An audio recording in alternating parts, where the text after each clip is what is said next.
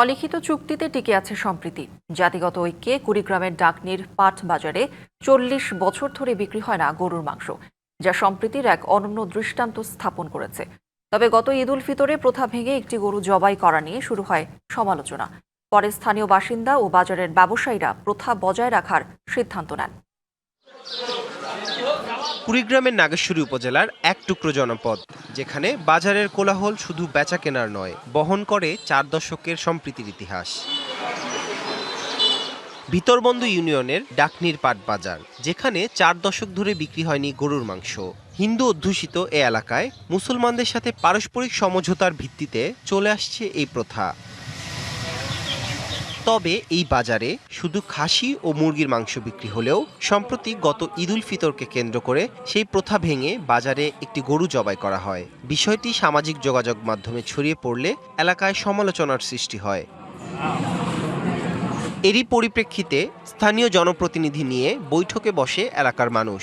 সিদ্ধান্ত হয় আগের প্রথা বহাল রাখার। ধর্মীয় সম্প্রীতির এই মেলবন্ধন অটুট রাখার কথা বলছেন সবাই।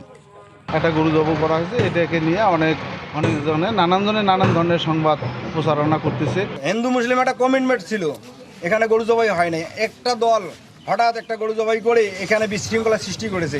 এই বিশৃঙ্খলা আমরা চাই না। কালার এক্সপার্ট ডার্ক স্যাপ এবং মাইল্ড অন হ্যান্ডস টেকনোলজি সমৃদ্ধ অরিক্স অ্যাডভান্স ডিটারজেন্ট পাউডার আপনার লন্ড্রি এক্সপার্ট। এতদিন যেভাবে ছিলাম ভাই, সেইভাবে যদি থাকতে পারি খুব একটা ভালো হবে।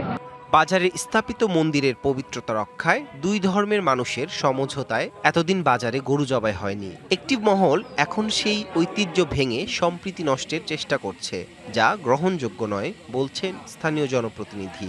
পাকিস্তান আমল থেকে আমরা দেখে আসছি যে সেখানে কোনোদিন গরু জবাই হয়নি।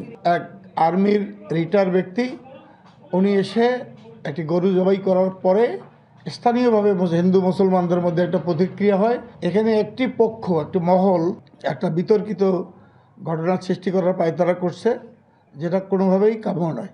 ১৯৮৬ সালে মুসলিম ও হিন্দু দুই সম্প্রদায়ের মানুষের আলোচনার ভিত্তিতে বাজারটি গড়ে তোলা হয়।